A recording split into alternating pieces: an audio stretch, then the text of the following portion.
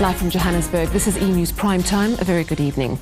The murder of historian David Rattray is galvanizing the country against crime. Top business leaders and several government ministers are calling for urgent action. They're concerned about the bleak image South Africa is getting around the world. And the Labour Minister is even calling for national service as a possible solution. An average of 50 people are killed every day in South Africa. That's according to the latest police statistics. Yet government says crime has halved in the past decade. But according to the Pretoria-based Institute for Security Studies, it's still 8 times higher than the international average. The latest victim is historian David Rattray, and his murder has outraged many influential people at home and abroad. It just shows that criminality is a force in our society that we need to deal with and deal with effectively. The killing of somebody of a high profile, both nationally and internationally, of somebody like David Rattray, will strengthen the perceptions abroad about the crime situation in South Africa. Labour Minister Membatisi Ndladlana has reportedly called for army conscription to help end violent crime. He said it'll instill discipline and make youth appreciate the importance of their hard-won freedom. Even Safety and Security Minister Charles Ngakula has acknowledged that the level of violent crime is unacceptably high. But both he and President Thabo Mbeki say they're satisfied with the job National Police Commissioner Jackie Salibi is doing to fight crime. 2 weeks ago, Mbeki said it was just a perception that crime's out of control. But business leaders don't agree.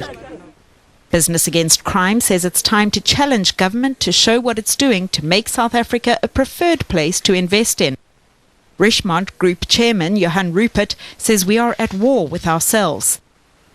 And Pick n Pay Chief Executive Nick Badmington says there cannot be one South African who isn't alarmed by the level of crime in our country. President Mbeki will deliver his annual State of the Nation address next Friday.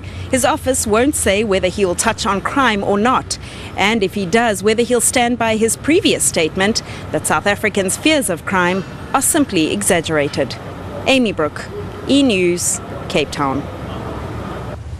And no rest yet in the hunt for David Rattray's killers. Those close to him believe the motive is more sinister than a robbery. But police believe it could be a gang that struck in the same area before. He said, we Zulus were lying down in those rocks. All that we could see to fire at was Friends and family believe David Rattray was the victim of a planned hit. They don't know why or who would want him dead. Their suspicions, though, are based on his final moments. The 6 attackers asked for Rattray by name, and just one went into his home and opened fire. The gunman checked Rattray was dead, and then the 6 left, apparently empty-handed. Police, though, reckon it's just a botched robbery. There had been a similar incident late last year at Rorke's Drift, which is in close proximity to Fugitive's Drift, where the description of the suspects and also the modus operandi had been very similar. Police are sure they're looking for murderous robbers and not hitmen. But Rattray's family are still getting to grips with the death of a man they say sought only to better his community. Morgan Collins, E-News, Durban. We're joined now by E-News political analyst Justice Malala to look at this in more detail. Evening, Justice. The stats say crime is down, but 98% of people polled by E-News say crime is way out of control. Who's right? The government is right. It has gone down over the past decade. The problem really is a political management problem. It's a crime management problem. The release of our crime statistics, that's the first problem. Our crime statistics are released in September, and actually there's a gap between the statistics you have and the fact that over the past 6 or over the past year, there's been a spike in crime. So what people are saying, the people who called into our station saying crime has gone out of control, are not being heard by our leaders. The second thing is the management of the perception of crime.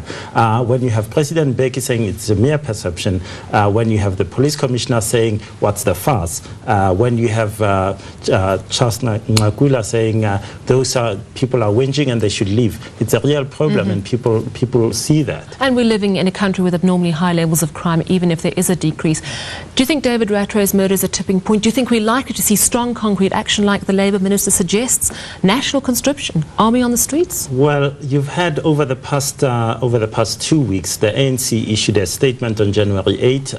Secondly, last week after a meeting of its top leaders, its Lekgotla said, let's all get together, let's fight crime. I think this particular outrage will really galvanize people to do something. Whether they will go the whole hog and say we need some very, very strong action like pulling the army out onto the street, I don't know. But I think we will see some action now. I think we should see some action now. Absolutely. Justice Malala, thank you very much for joining us.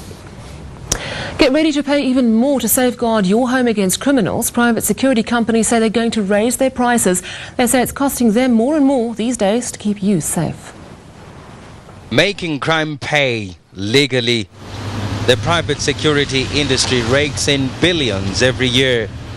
Because for those who can afford it, armed response isn't a luxury. It's a necessity. Well, we are going to be asked to pay even more now for that peace of mind. An increase of at least 8%. Raising the cost for the average home to nearly 300 Rand a month. The general overhead costs like petrol, vehicles, uniforms, equipment, it's also gone up a hell of a lot. And then there's the damage inflicted by last year's bitter and lengthy security guards strike. It cost the industry millions in lost business. And firms are having to pay guards more, so they want us to pay them more. Macintosh and Zumande, in News, Johannesburg. Let's get the latest from the markets now.